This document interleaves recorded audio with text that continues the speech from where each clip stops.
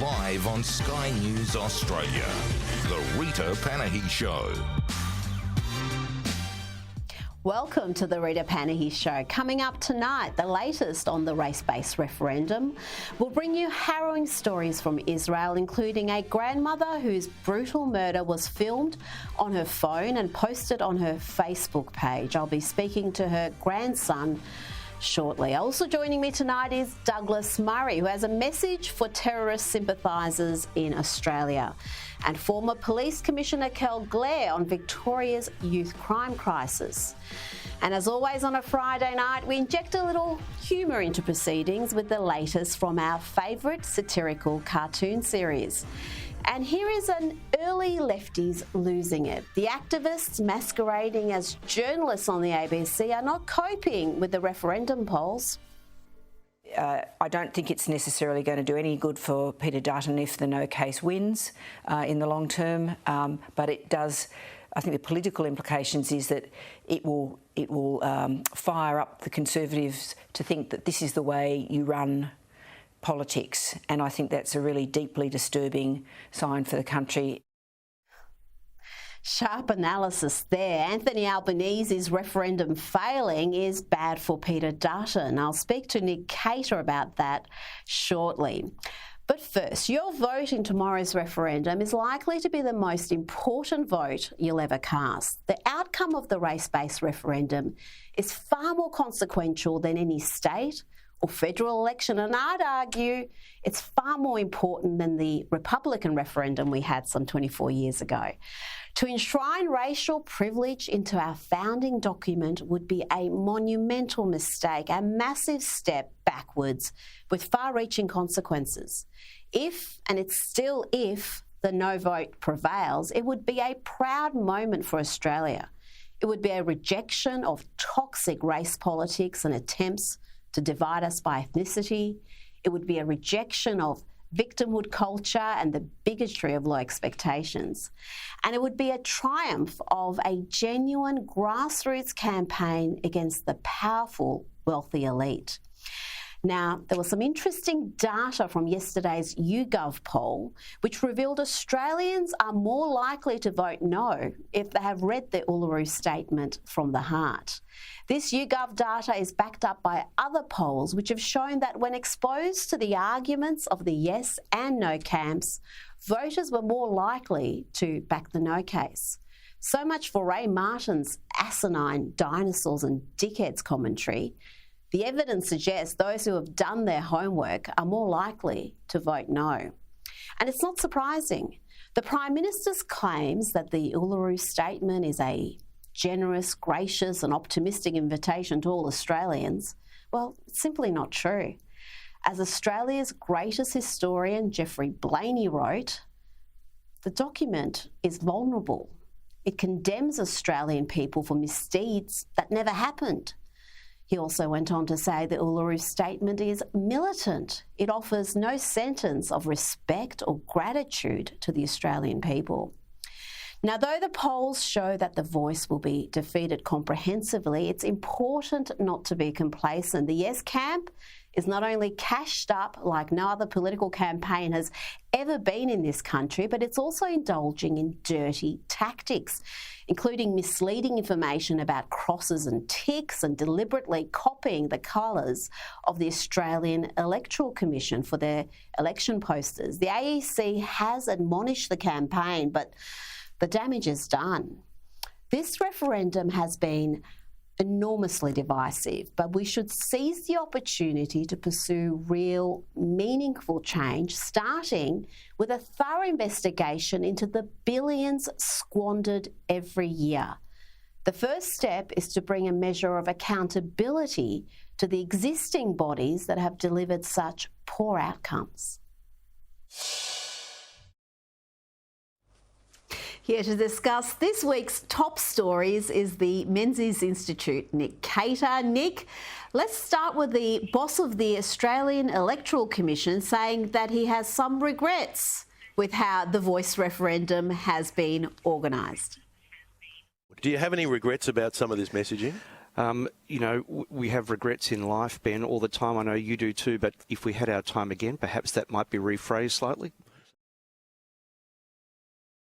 And unfair the way they structured this, it might be particularly time for... Go ahead. You don't even need me to ask a question. Go right ahead. No, sorry. I thought that was a question. I was just saying that the AEC guys come to this a bit late, Rita. It would be nice if he'd thought of this before they decided that you could tick it but not cross it. That's my only point, really. Well, yeah, it might be time for a review of the AEC after this referendum, including their social media output. There's been some questionable material there. Now to the ABC, which has run wall-to-wall yes campaigning, masquerading as impartial news. And we had this commentary last night on the 7:30 report. Let's hear from the ABC's chief political correspondent, Laura Tingle. I don't think it's necessarily going to do any good for Peter Dutton if the no case wins in the long term, but it does. I think the political implications is that it will fire up the Conservatives to think that this is the way you run politics, and I think that's a really deeply disturbing sign for the country. It's a further push into this idea that you just attack, you just tear down, and that you have nothing positive to say about virtually anything. Deeply disturbing. What do you make of that, Nick? Well, Laura Tingle has been covering federal politics since, I think, Ben Chifley was Prime Minister, so he should show her some respect, Rita. But I think she's wrong on this one. I mean, I thought the whole idea in politics was to get 50% plus one, and if you do that, you win. We've won popular support. Now, I don't want to jinx the vote, but I'm quietly hopeful they will get at least 50% plus one tomorrow, which means that Peter Dutton has won. He's won the debate. He's got public opinion on his side. That surely is the aim of politics, and it's a very sort of ABC weird, sort of slanty, twisted way of looking at it to say he's going to do himself some damage. Well, because in their mind, the only good Conservative is a leftist Conservative, a Malcolm Turnbull-style Conservative, who's not a Conservative at all. So this deeply disturbing trend is essentially Conservatives actually fighting, articulating their arguments, fighting for their values and winning. That's what they can't cope with. They see that as just negative for the nation as opposed to giving people a real choice. Yeah, when anything happens they don't like, it's always a deeply disturbing trend, isn't it, Rita? They just hate anything that doesn't accord with their opinions, which is most of what the rest of the world thinks doesn't accord with their opinions. So when on the few occasions like this, when there's a referendum, a democratic vote, and they have to actually listen to public, they're so often surprised by the result, aren't they? Oh, yes. Now, Victoria's tourism boss is defending the decision to spend $600,000 on one video for the cancelled Commonwealth Games. And he has also bizarrely claimed that scrapping the event had no impact on the state's reputation. He also said, if anything, it's increased the interest in people coming to Melbourne and Victoria. This is Visit Victoria Chief Brendan McClements. Nick, some bizarre sort of logic at work there. What do you make of Brendan's claims that more people are going to come here because of all the publicity we've had? Well, it was a very pretty video, I have to say. I mean, they left out the bits about, the police sort of firing large plastic bullets in the backs of unarmed protesters. All that was left out. They had just the nice bits of Victoria. It's very pretty, but it's the slogan that's the problem, isn't it? They need a slogan now. What's it going to be? Victoria, the state that Welsh is on deals? I don't know. Maybe that's what they're going to go with. Well, you mentioned the treatment of protesters. I am interested in your opinion about banning Palestinian protests at the moment. Are you on board with that, or does the libertarian in you feel that that is a step too far? There's no libertarian in me, Rita. I'm a solid liberal conservative. But look, you have to know where the threshold is, right? And the threshold is when you intimidate or threaten violence or make people unsafe. Now, that's when the free speech right to protest stops. And that's obvious, right? And it's clear. It's also obvious that they crossed that threshold on Monday on the steps of the Opera House. So I think it is perfectly reasonable. Indeed, the police have a duty to stop this occurring because, honestly, right now, Rita, you walk through the centre of Sydney, there are police cars running up and down the street, lights flashing, feels like you're in Melbourne. And that's all because of the fallout from this demonstration. We don't like it and we just want it to stop. Well, I'll be speaking to Douglas Murray in just a minute about those protests in Sydney and what the international reaction was, and he's got some sage words of advice there. But before you go, mining magnate Gina Reinhardt has been named a life member of Swimming WA in honour of her decades of support for the state's swimmers. This is quite an honour, Nick.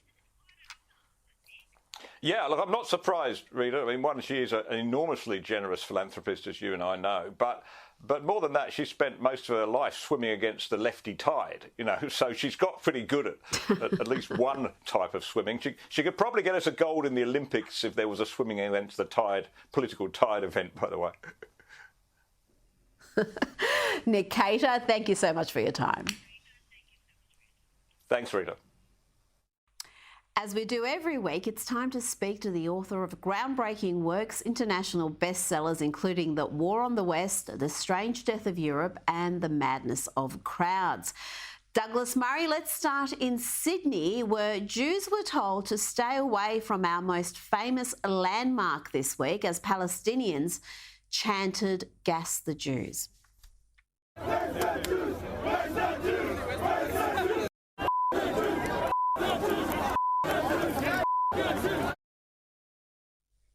Meanwhile, Douglas, we've seen politicians, academics, celebrities seeking to minimise and rationalise Hamas's barbarity. Yes, it's pretty amazing, isn't it? Who would think that you would end up in 2023 with a crowd of people in Sydney, outside the Sydney Opera House, chanting "Gas the Jews"? This is how it happens. This is how it happens. It happens by allowing evil of this kind to incrementally just move in and grab a space in our politics, in our culture, to allow genocidal ideas to just get a grip. And they have done. They have done in Australia, as they have in Britain, as they have across Europe, as they have across the Middle East. These people didn't even have the decency, if decency is a word you could ascribe ever to them, to wait for instance, an Israeli counterattack to protest. They didn't even wait for that. They just wanted to go straight ahead and attack Israel and taunt Israel and taunt the Jewish people in the hours after this barbaric attack in Israel. They didn't bother to wait. They didn't want to wait. They couldn't wait. They just went straight in to insult, taunt, and to use the most genocidal rhetoric against the Jewish people. It tells us so much about the people. It tells us everything about the people who would attend such a rally. But it also tells us something about our own countries. How is it that modern Australia has come to this? How is it that modern Australia has come to the place that a genocidal chant against the peoples of Israel has happened 7 decades after the Holocaust? How is it that it has been the case in cities across Western democracies that we've had other people willing to celebrate these massacres? What does it tell us about us? And what are the mistakes, the vast mistakes that we have made in our countries that have allowed this to happen? It makes me shudder, and I think it should make all the civilized world shudder too. Now, among those who've been prominent supporters of the attacks against Israel has been BLM groups, including BLM Chicago and BLM Grassroots. The very people, Douglas, who call everybody Nazis want to stand with those killing Jews. And It's been also instructive that so many of the celebrities who cannot wait to virtue signal about every cause, global warming, Trump, racism, real and imagined, well, they've been strangely silent on the worst attack against the Jewish people since the Holocaust. Yes, it's incredibly telling, isn't it, Rita? I mean, you and I have often talked about the sort of people who mistake words for violence. Always these sorts of people who say, you know, if you say anything about my gender, you're actually sort of committing a proto-trans Holocaust. All of this sort of thing. All this weird, overhyped rhetoric which has been allowed in our era, which has been seen to be permissible in our era. And, you know, if you're J.K. Rowling, you're sort of committing a hate crime if you say anything about the biological reality. And these same people, and it is all of the same people, when it comes to actual massacre of Jews in the 21st century, they have nothing to say. They seem to be devoid of words. It seems that somebody got their throat, which is a horrible term to use in the circumstances. Something caught their throat. They just couldn't say it. As you say, Rita, BLM Chicago showed us exactly where they were when they decided to celebrate the paragliders who went into an Israeli dance festival and started massacring young men and women dancing in the early morning. These people from BLM know, or I assume, what it's like to be at an early morning dance festival, and they have no sympathy for the people who are there who get massacred if they happen to be Jews. That's what we're dealing with here. They've shown themselves to everybody as people who pretend to care about individuals and do not care at all if the individuals happen to be Jews. Now, I want to play you some footage of a father who lost his 8-year-old daughter. But Douglas, he says in this, he was happy when he learned that she had died because the alternative would be even more horrific. They just said, "We found Emily. She's dead." And I went, "Yes!" I went, "Yes," and smiled, because that is the best news of the possibilities that I knew. She was either dead or in Gaza. And if you know anything about what they do to people in Gaza, that is worse than death. That is worse than death. Douglas, it's heart-wrenching. That's the brutality that's been unleashed on these people. Yes, I mean, it's beyond belief, isn't it? This poor man, one of thousands of people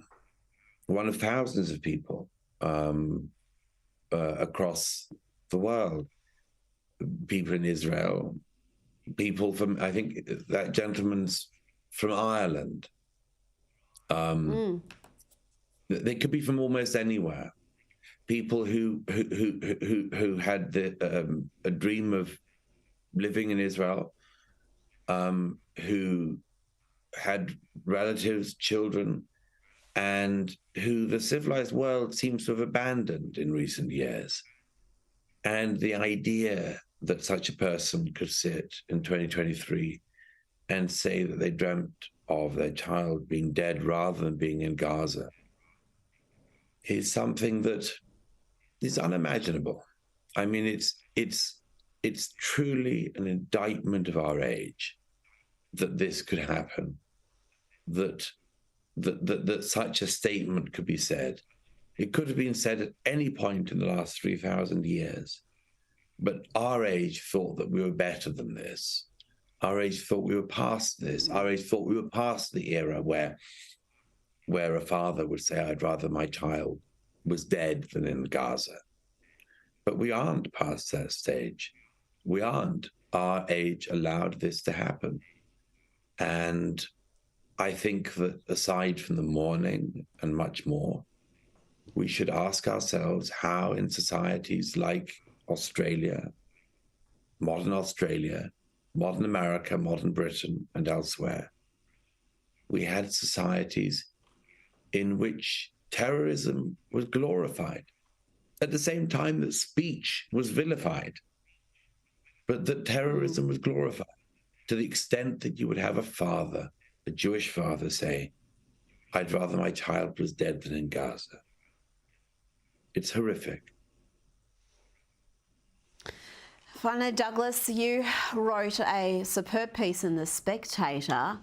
You argued that Britain should stand up against those who support Hamas, strip them of their citizenship and expel them.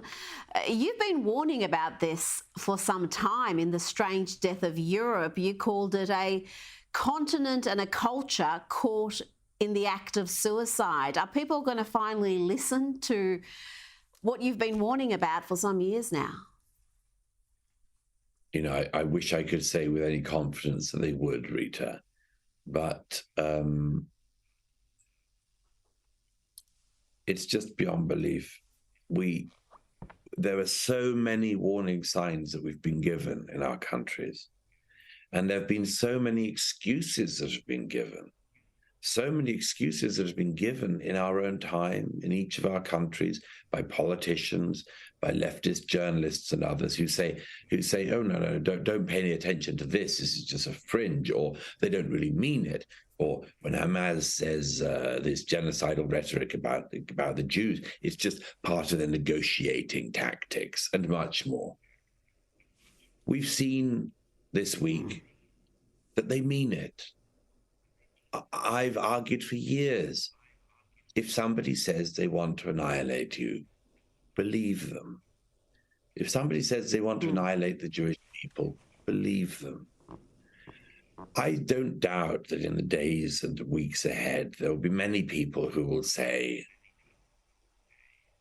all sorts of things about Israel and the Jewish people. And I think that there is one thing we must hold on to, which is, remember that if there isn't a fence or a border around Gaza, and there is no protection of the Jewish people, the peoples of Gaza, the Palestinians, Hamas, will annihilate the Jewish people. The security around the state of Israel is not there to oppress the Palestinians. It is there to prevent the annihilation of the Jewish people. Maybe we've had a reminder of that in the last week. Why did it need this reminder? We knew it. They said it. They said it for years. It's us that are stupid. It is we in countries like Australia and Britain and America who have been naive. And we should do something about that. Douglas Murray, thank you so much for your time this evening. It's a great pleasure.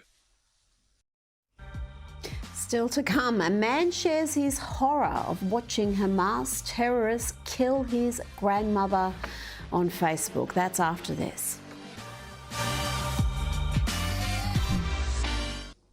Welcome back. It took the Prime Minister 4 days to take off the Yes T-shirt and directly address the Jewish community in Australia.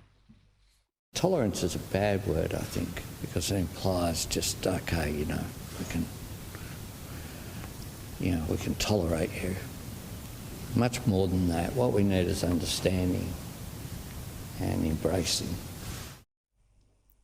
The Albanese government's failings when it comes to Israel started well before Hamas's latest attack. Don't forget, the Albanese government decided to call Israeli settlements in Palestine illegal and refer to the West Bank and Gaza as occupied Palestinian territories. They dumped Jerusalem as Israel's capital and doubled funding for a questionable fund for Palestinians.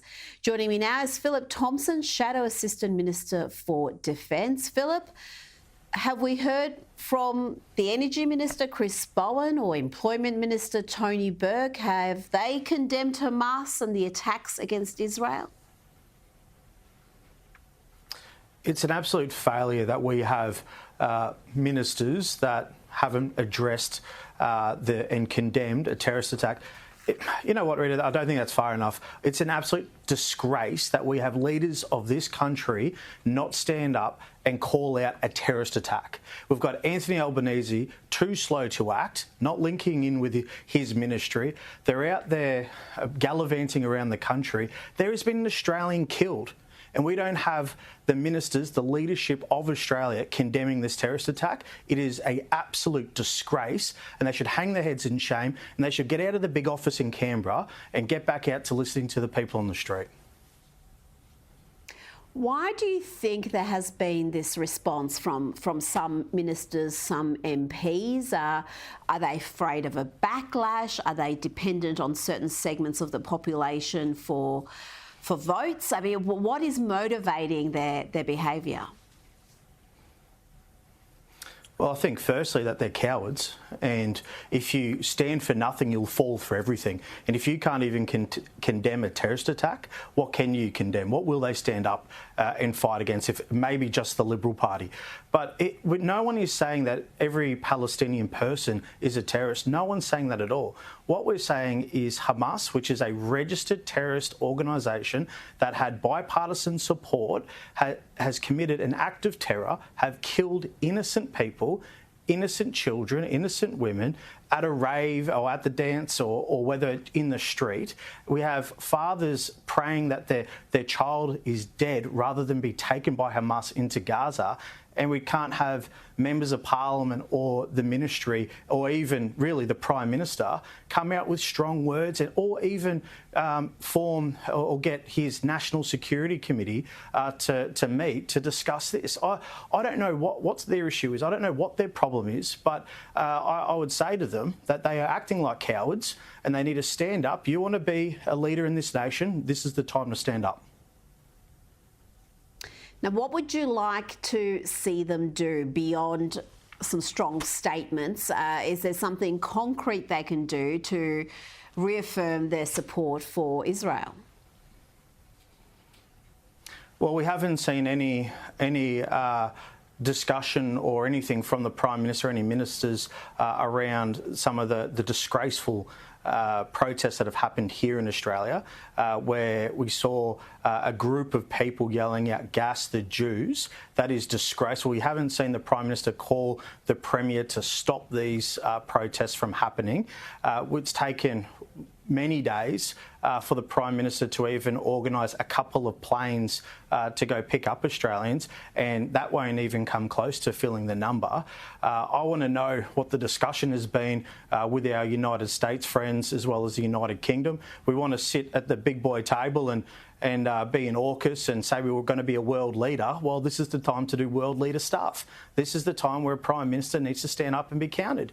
But instead, when we've got terrorist attacks happening, Australian who's being killed, violent protesters in the street or saying violent things into the streets, we haven't heard nothing from this Prime Minister because he is worried about this referendum. And I agree. The referendum is something that the Australian people are voting on now and until tomorrow, and every vote's important.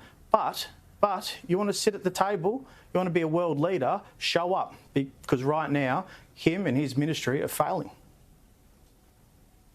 You mentioned the referendum. It's been a deeply divisive proposal. Where do we go from here? If the no vote prevails, what would you like to see happen next? Well, I think come the 15th, Australia is going to be divided and we're going to be a bruised nation. Regardless if the yes vote was to be successful, 52-48, or the no vote successful, 52-48, we are so divided and this Prime Minister has failed to bring us together as a nation. What we need to be doing is making sure that the regions, what happens on the ground, get local people solve local problems. Canberra doesn't, and that's why I would like to see local bodies on Palm Island, in Townsville, Yarrabah, Arakoon, Mount Isa, into the Torres Strait, because only local solutions will fix local problems, not some people sitting in Canberra. And we need to have rock solid policies that support our communities and support our people going forward, because right now all this Prime Minister is doing is dividing us. Philip Thompson, thanks for your time this evening. Thank you for having me. As more stories emerge of Israelis killed at the hands of Palestinian terrorists, the brutality of Hamas's attacks are being laid bare. One horrifying story this week was that of Braha Levinson, a grandmother who was killed by Hamas terrorists who used her phone to film the aftermath of the attack and then posted the video of her lifeless body on her Facebook page. That's how this much-loved mother and grandmother's family found out she'd been murdered. Joining me now is her grandson, Yoav Shimoni. Thank you so much for talking to me. I cannot comprehend what you're enduring at the moment. I'm so sorry for your loss. Tell me about your grandmother. My mother was an incredible woman. She was not only a pillar in my family, who raised both my mother and my aunt as a single mother, but a pillar in her community. And the kibbutz itself, where she lived and died, was and is a very much community-based society. Everyone support one another. And just not only my grandmother's death, but the death of everyone and the destruction of not only her house, but the entire community is something that maybe it's good that she hasn't seen it. But apart from that, my grandmother was super intelligent. She was caring. She cared, and that was shown in everything she did, including when she was in danger, like during missiles in the past. She would always attend to our safety and ask if we're okay over her safety. And that really echoed all the way to her final words, where 10 minutes before we saw the video, she was messaging my aunt and my mom, confirming their safety over hers. Wow. So on the morning of the attack, she was concerned about your mum and aunt and if they were okay. She lived right near the Gaza Strip. What was her attitude towards the ongoing tensions? So she was very much optimistic. I would call her almost every time that there was a missile going on or like there was alarms. And she would tell me, she would say things like, "Hey, don't you worry about me. I'm in the shelter. Worst case, the house gets blown up, I'll be fine." And well, we've come to learn on Saturday that that is not the case. And there's a lot more horrific things that can be done than just missiles. And she loved her kibbutz, even though she, again, lived less than 600 meters away from the Gaza Strip. It was her home. It was her community. Whenever there was any tension, she refused to leave. She wanted to be at her home with the people she loves. And even when we and my granular family lived abroad, and we would beg her to come be with us in times of tension, she was not willing to. She was just very optimistic. She just loved her home, her community, and everything about it. And now all of that is gone. How did you find out about the Facebook video? Have you seen that horrific footage? How are the family coping with what's happened? Well, so my sister, Saturday morning, Israel time, when the missiles started, we were messaging each other in the family group chat to make sure everyone's okay, everyone's in the shelter, no one's hurt or anything. And then, again, not 10 minutes after my grandmother confirmed my mom and my aunt's safety, my sister flagged in our family group chat that my grandma posted something on Facebook. And then I immediately went to her Facebook page because she's an elderly lady. She didn't post things ever. And then, unfortunately, yeah, I was exposed, and I saw the video of her lying on the ground in a pool of her own blood, with her hands clenched on her chest, with men with guns standing above her. Oh, Yoav, I could not imagine what that would be like, and to have that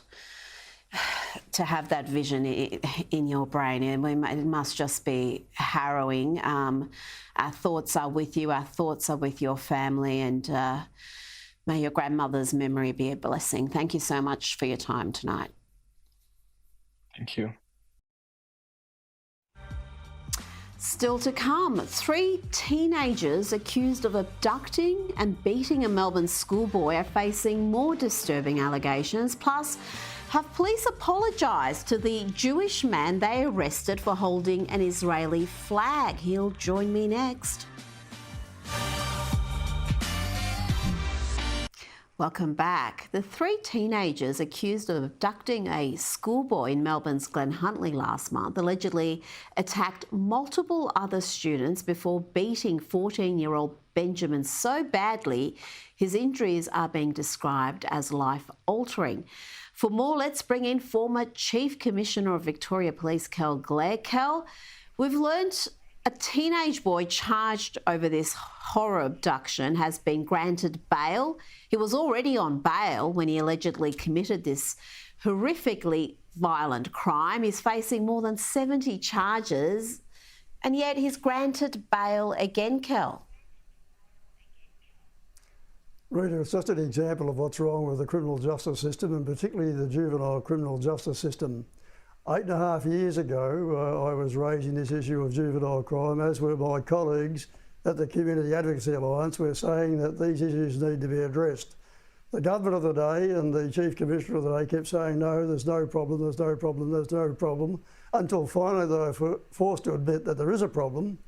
But then, of course, nothing positive has been done about it. The fact of the matter is, when kids and juveniles are bailed upon bail and commit offences again each time, there are virtually no consequences. And unless there are consequences, these juveniles really don't get the message that what they're doing is wrong, and they ought to change their ways. So there needs to be some changes made as to the way that these young, very violent juvenile offenders are treated. And if anyone tries to tell me that 11, 12 and 13-year-olds don't know that it's wrong to commit violent home invasions, serious assaults, to stab and kill people, to really commit horrendous crimes, then, really, they don't live in the real world. That's nonsense. Of course these youngsters know what they're doing is wrong. That's part of the attraction for them. And of course they're encouraged to keep doing the wrong thing because they don't suffer any consequences. As a society, we need to wake up to ourselves. We need to treat these young crims as what they are, not necessarily incarcerate them, but they need to suffer some consequence as a result of their actions, and that isn't happening. It must change if we are to get on top of this issue. Oh, absolutely. There seems to be very little thought given to the victims. The victim here, Cal, Benjamin, turned 15 in hospital. He has suffered a permanent brain injury. He'll need to wear hearing aids for life. He's going to remain in hospital for many more weeks to come and may never be able to return to normal schooling. This poor boy is really, we've pixelated his face, but he's the face of youth crime in Victoria. There is a crisis going on. The Community Advocacy Alliance yesterday made a submission to the Victims of Crime Commissioner in relation to raising the age of criminality for juveniles. And victims have been ignored in the criminal justice system for time immemorial. And if the age is raised of criminality to 14, if a 12 or 13-year-old goes in and robs a shopkeeper blind, who suffers? Of course, the victim, the shopkeeper. How is that victim then compensated? Is the state going to come up and say, well, we'll compensate you for your losses because these kids don't know that they've done the wrong thing? I think not. So we really need to think that there are more than offenders involved in this. There are victims, and victims too must have rights. And we should be protecting those victims more and more strenuously than we are protecting those who commit offences. Now, there has been a surge in youth crime. The stats are clear. The Age reports that the latest state crime statistics, released just last week, show a rise in the number of violent and serious crimes committed by young Victorians, driven by a 26% increase from offenders aged 14 to 17 in the 12 months to June. Kel, we're talking here about more than 3,750 assaults, almost 1,500 car thefts. And like you mentioned, all the efforts seem to be going into raising the age of criminal responsibility, not having some real consequences for young people who are committing these crimes. Until there are consequences for the things these juveniles do, and I mean real consequences, not necessarily incarceration, but real consequences, this figure is going to continue to rise. What we have at the moment is a system that's condoning crime, and condoning crime can never be good for society. So there really needs those who can make those decisions to wake up to themselves and start to live in the real world and have some feeling for the people who are victims of these horrendous numbers of offences committed by juveniles. You are so right, Carl. You speak common sense. We love speaking to you. Thank you so much for your time this evening. Thank you, Rita. My next guest was arrested in Sydney on Monday night for holding an Israeli flag near a pro-Palestine rally. The police claimed his mere presence with the flag amounted to disturbing the peace. What's he being arrested for? I've done nothing wrong. Tell us what he's being arrested for. What have I done? Just tell me what I've done. Why is that? But New South Wales Police Assistant Commissioner Tony Cook said Mark Spiro was removed for his own safety. A person was removed from the town hall rally who was carrying a flag for his safety. He was arrested to prevent a breach of the peace for his safety. Mark Spiro joins me now. Mark, on a day where we saw Hamas supporters chanting F the Jews and gas the Jews, you were the only one arrested. Tell me about how police came to apprehend you. As you see in the footage, it was I had arrived a few seconds earlier and they spotted me and quickly grabbed my arms back and were forcibly removing the flags from the flag that was rolled up at all times from my hand, and then carried me away from the area around the corner. Have police apologised for their conduct? Is the matter now closed?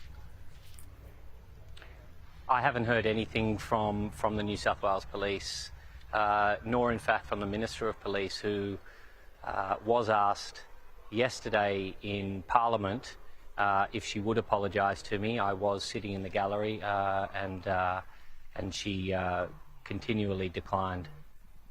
Will you seek further action? I know you're exploring your legal options here. Yeah, we've had... I've been inundated with people from the legal fraternity offering pro bono work. They have read the legislation regarding the charges that I was accused of, and they believe that there is cause for further action. As I've maintained, we're looking at all options. Nothing's been decided as yet. Mark, we know now New South Wales Police have launched a task force to protect Jewish schools, synagogues and hospitals. How does it make you feel that we need such a task force in modern Australia and that Jews were told to stay away from parts of Sydney this week? It's very troubling. There's no other way to put it. We're living in the year 2023 in Australia, which prides itself on multiculturalism.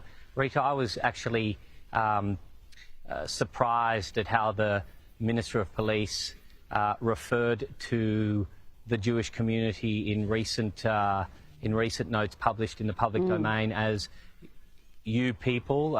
She's corrected that as your people. Even that sentiment is foreign to me. These are her people. These are citizens that are hard-working, tax-paying, contributing citizens of Australia that share the same cultural values as this country prides itself on. The fact that it has been told or advised not to go to the CBD, the fact that our schools and our Jewish centres need elevated levels of security is really a cause for concern. I've received tens of thousands of messages from all around the world. Those outside of Australia can't believe what they saw happen in this country. Those in Australia and those of the Jewish faith are really petrified. I think this is utterly destructive for the state of New South Wales at the very least, both economically and socially. I think it will impact tourism. Why would you come to a country where it seems that one group of people have been marginalised while another has the ability to not just protest but burn a flag of another country, chant "Gas the Jews" at one of the world's most iconic sites and face no retribution? Zero. I'm still today the only one arrested from that Monday event. It is ludicrous. It's insulting, and the world has seen what we should all be concerned about in this state. Mark Spiro, thank you so much for joining me tonight. My pleasure, Rita. Thank you. I think we need a little bit of light relief at this moment, and I've got a comic here who is just brilliant in nailing the far left's insane suicidal support for Hamas terrorists. I think it's a little ironic that the people who seem to be defending Hamas online are also the ones they'd be most likely to kill. Oh, no, I'm sure the Islamic terrorists would love you, queer intellectual feminist. We're freedom fighters. They're fighting for their land, and I'm fighting for my right to purple hair. What the f? He is hilarious. Don't go anywhere. Coming up, Pauline Hanson's final cartoon before Saturday's referendum. Right after this. Welcome back. It's time for Please Explain. Alrighty, Doc. Tell it to us straight. How's me referendum looking? Not good, Anthony. I don't think it's gonna make it. Oh, no, really? Every test we do, it just keeps getting worse. Look at these latest poll results. I'm sorry to say I can't see it living beyond this weekend. Nah, come on, it could still pull through. While I admire your unfounded confidence, Albo, I don't think it's gonna bring it back. Well, what if we go out there and talk about it? Me, Noel, Marsha, surely that'll help. No. Every time you speak about it, you just make it worse. Oh, well, there must be something we can do. I'm afraid all you can do now is pray for a miracle. Or you could use this time to examine how exactly this happened. And more importantly, who's to blame. Okay. Guess I'll go pray for a miracle then.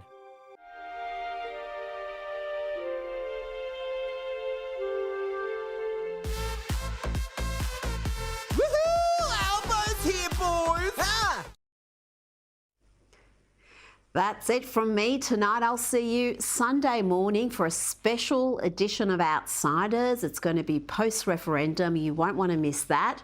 Don't go anywhere. James Morrow's up next with the US Report. Good night.